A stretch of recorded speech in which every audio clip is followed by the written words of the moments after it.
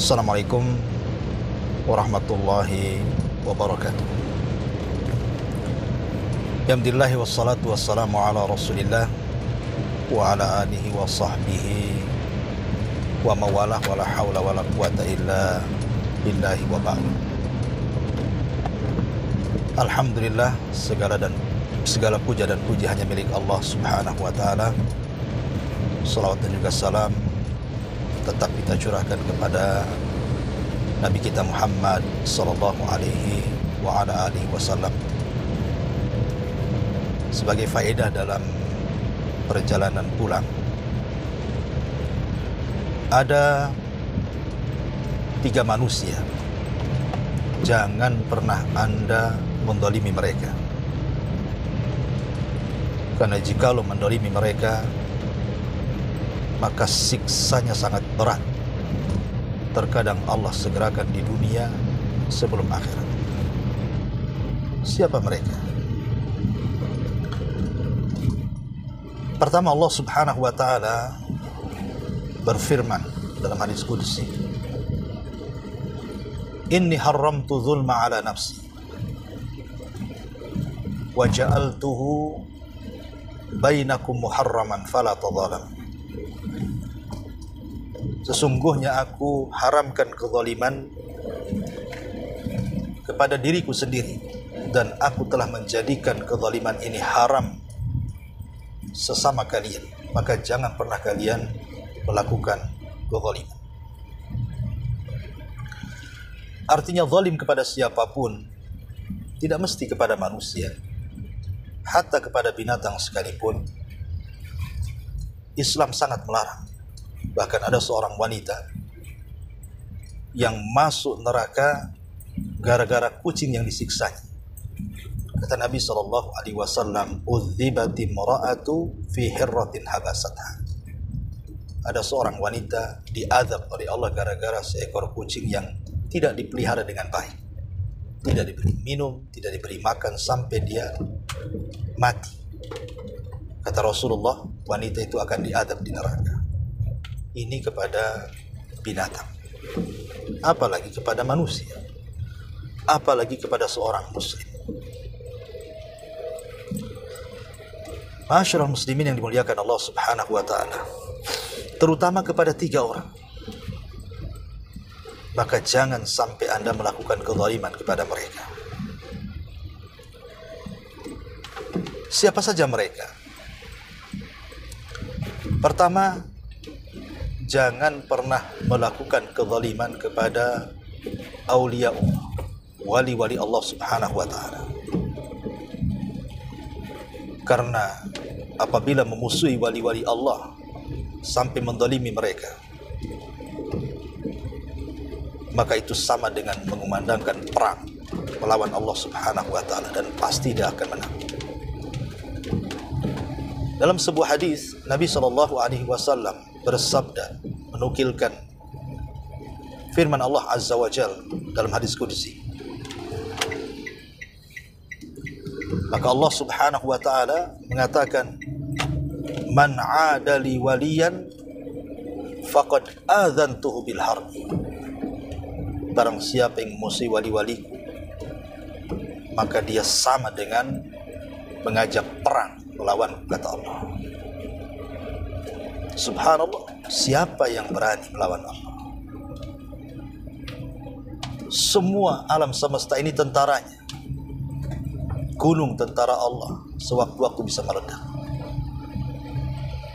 Lautan tentara Allah, sewaktu-waktu bisa diluapkan. Bahkan bumi sendiri tentara Allah, sewaktu-waktu bisa dibencanakan, digempakan, dibelahkan. Semua binatang tentara Allah, betapa banyak kaum-kaum yang dibinasakan dengan dikirim binatang-binatang. Ababil menghancurkan Abraha. Tikus sebesar kucing menghancurkan kaum Saba. Gajah-gajah, harimau, buaya, dan semua binatang buas, semua adalah tentara Allah. Bahkan seekor nyamuk yang bersarang di kepala seorang yang sombong, Namrud, bisa membunuh orang yang sesombong Namrud dengan seekor nyamuk yang bersarang di otaknya. Maka jangan macam-macam dengan Allah Azza wa Jalla. Lalu siapa wali-wali Allah di sini? Tentu yang dimaksud wali-wali Allah adalah orang-orang yang beriman dan juga bertakwa. Mereka lah wali-wali Allah. Orang-orang yang secara lahiriah dan zahiriah kita lihat, mungkin dia rajin ibadah, rajin salat, rajin ngaji, zahirnya tampak saleh atau saleha. Maka jangan sakiti mereka. Atau para ustadz, para kiai, para ulama yang memperjuangkan agama Allah Subhanahu wa ta'ala, jangan sakiti mereka. Karena sama dengan menyakiti wali-wali Allah Subhanahu wa ta'ala.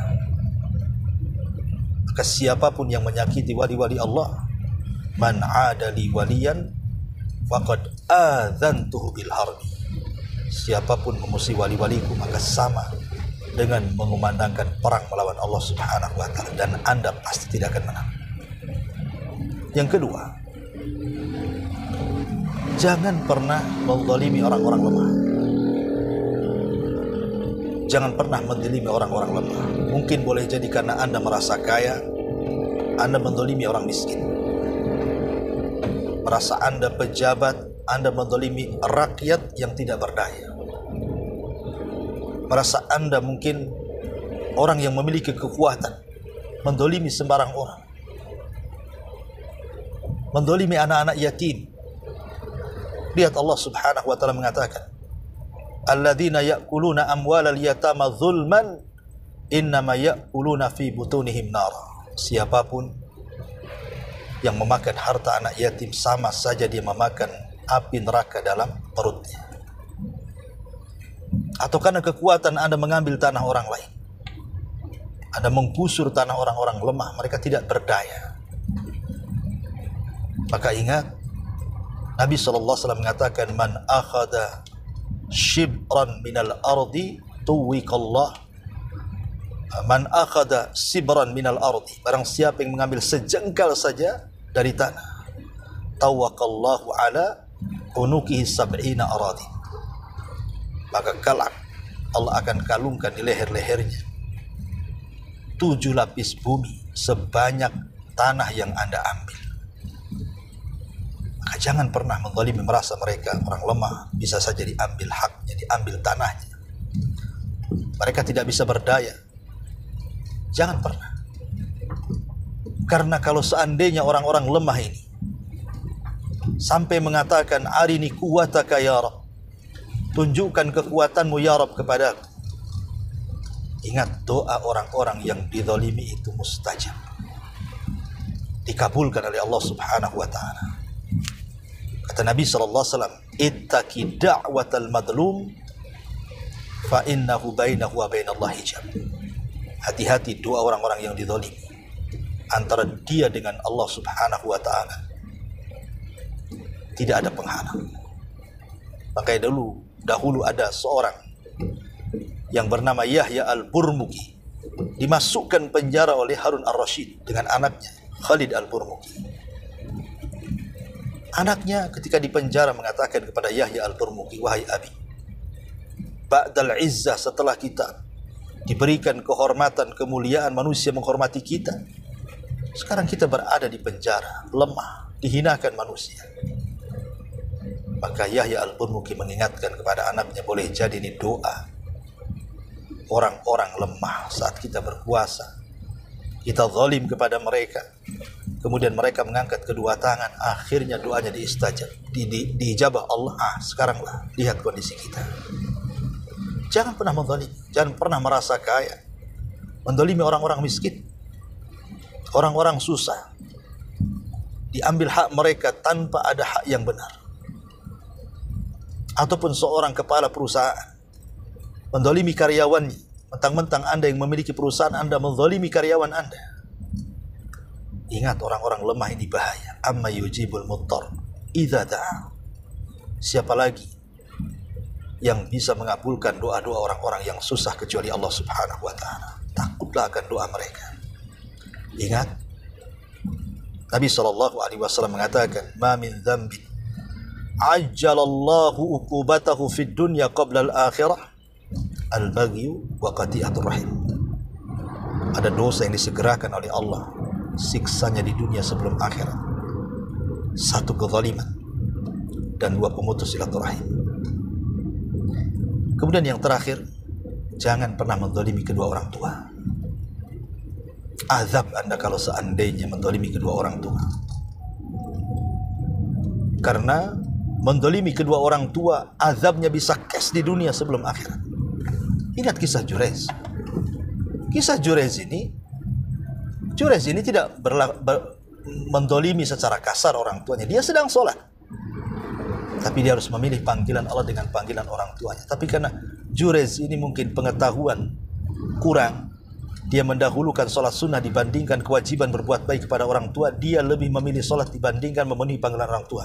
Akhirnya apa? Orang tuanya berdoa agar jangan diwafatkan Jurez sampai dipertemukan dengan wanita pelacur. Akhirnya dipertemukan, dan hampir saja dia dihancurkan. Lihat bagaimana Allah Subhanahu wa ta'ala memberikan hukuman kepada Jurez di dunia sebelum akhirat.